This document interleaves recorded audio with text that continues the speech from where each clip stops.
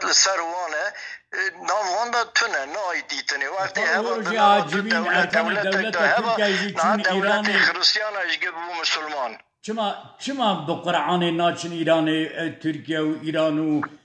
عرب و تبه که بدی زمان دبی حق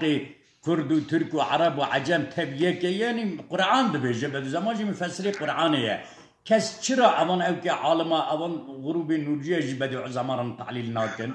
دبی هبدو نکوجن دبی ورن دورا قرآن توبن اوان ورجی ارکان دولت ترکیه چون ایران و جه پوتین و رئیسی و او کرد چرا قرآن ناچن چرا تشتی که قرآن بجد حق و ملت اسلام ده چرا او گلامیش ناکن و خوشی منان دیدره مسلمان چرا مگه ملخی آزادی بده که اول که من هبو جمرات گو بری او زمان حضرت لری وقتی که نفع او چه فرطای شش هفت حبجی تقیوی هبونه به هفرا چونه ویداره گریانه خانی که نه ایتنه دو روسه رو بنی دارا دامانه رو که مزاکنه خانی که به باخچه هیه چونه خانی خواهی خانی دیتنه خواهی خانی را گوتنه اشته هوا بدیع زمانه خانی بدوی گوتیه ایوار میجامه رو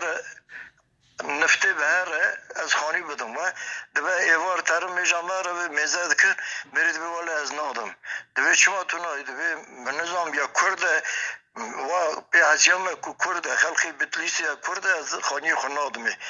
میره تزارتی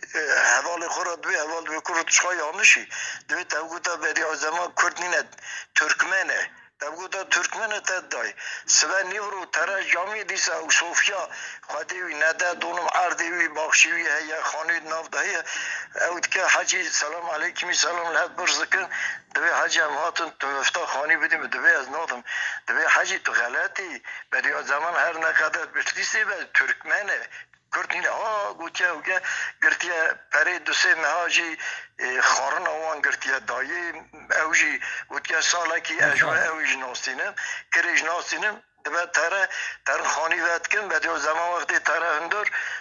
بدیو زمان دبی تچر کر او کر دبی بدیو زمان گوتیا و چرکر و بی خانی مفتاوی آنیات امکت گوتی والا حال مسئله ها مجرا گو ترکمن لوما گرتا دبی و چایی بده زمان سر خود برجیر دکه هنه کی ده پونجا دشرمیش دبی سر خود بلند که دبی والا ام گشته کشی لقارشی حادثه